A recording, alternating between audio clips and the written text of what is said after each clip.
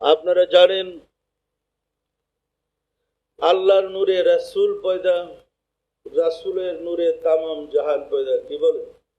কথাটা সত্য না কথার কথা? এটা বাস্তব সত্য না শুধু কথার কথা? আসলে বাস্তব সত্য। যাদের অন্তর দৃষ্টি খোলা, রাব্বুল আলামিন দয়া করে যাদের অন্তর চক্ষু খুলে দিয়েছেন, ওনারা পরিষ্কার দেখতে পারেন রাসূলের নূর থেকে প্রাণীকুল কিভাবে সৃষ্টি হয়েছে, রাসূলের নূর থেকে সৃষ্টি জগৎ কিভাবে বিচ্ছিন্ন হয়েছে, পরিষ্কার দেখতে পারেন। দেখেন, জিন এবং ইনসানের জন্য ইবাদতের বিধিবিধান আসছে। আল্লাহ কুরআনে বলছেন, ওয়ামা খালাকতুল জিন্না ওয়াল ইনসা ইল্লা লিয়াবুদুন। আমি জিন এবং ইনসানকে আমার ইবাদত করার জন্য সৃষ্টি করেছি। সত্য না মিথ্যা বলেন? তাহলে সমস্ত সৃষ্টি কেন আল্লাহর জিকির করে? সমস্ত সৃষ্টি, গাছে পাতায়, তরু লতা, ধূলিকণা বালিকণা, পানি, সব সমগ্র সৃষ্টি আল্লাহর জিকির করে বিশ্বাস হয়? আল্লাহ অন্য জায়গায় বলেন, ইউসাব্বিহু লিল্লাহি মা ফিস সামাওয়াতি ওয়া মা ফিল আরদ। আসমান জমিনের মাঝে যা কিছু আছে সবই আমার জিকির করে।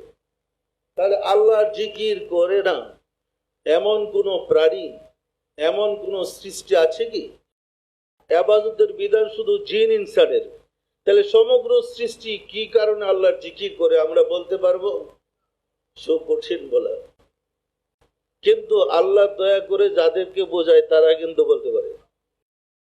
যাদের সাথে আল্লাহর সাথে যোগাযোগ আছে তারা বলতে পারে, কিন্তু যাদের যোগাযোগ নাই তারাও কি বলতে পারবে? সম্মানিত আশিকে রাসূলেরা, সৃষ্টি যেখান থেকে বিচ্ছিন্ন হয়েছে, এক থেকে সব ছুটে আসছে, তো আবার একে মিশার জন্য তাদের জিকির। সমগ্র সৃষ্টি রাসূলের নূর থেকে ছুটে আসছে, আবার সবাই জিকির করতেছে যেখান থেকে আসছে ওইখানে মিশে যাওয়ার জন্য। পরিষ্কার না পরিষ্কার না? শুধু কেবল শরীয়তের বিধান অনুযায়ী জিন ইনসানের নির্দেশ হয়েছে ইবাদত বندگی করতে, আর বাকি সমস্ত সৃষ্টির বিধান সর্বক্ষণ সে তার স্বজাতির কাছে, তার কাছে মিশার জন্য সে পাগল। এই কারণে দার্শনিকরা বলেন, এটা কবিরাও বলেছেন, যে বিষের বাঁশি, কেউ বলছে বাঁশের বাঁশি। যে বাঁশি বাজায় সে দেখে বাঁশিটা করুণ সুরে গান গাইতেছে। মলির বাঁশি ফজিলের সুন্দর সুরে গান বাজে না? এবং বাঁশির সুরটা মানুষের প্রাণে ভিত করে, করে না? করে না?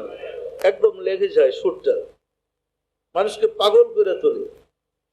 মলি বাঁশের বাঁশি। কিন্তু দার্শনিকগণ, সুফি সাধকগণ এবং জ্ঞানীজন বলেন, তোমরা দেখতেছ বাঁশি করুণ সুরে গান গাইতেছে, আসলে তা নয়।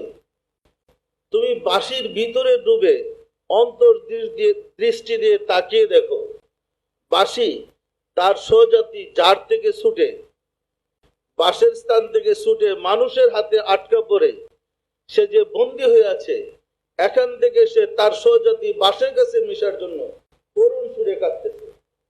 এই কারণে বাঁশির সুরটা মানুষের কাছে বড় প্যাথেটিক, বড় দুঃখজনক মনে হয়।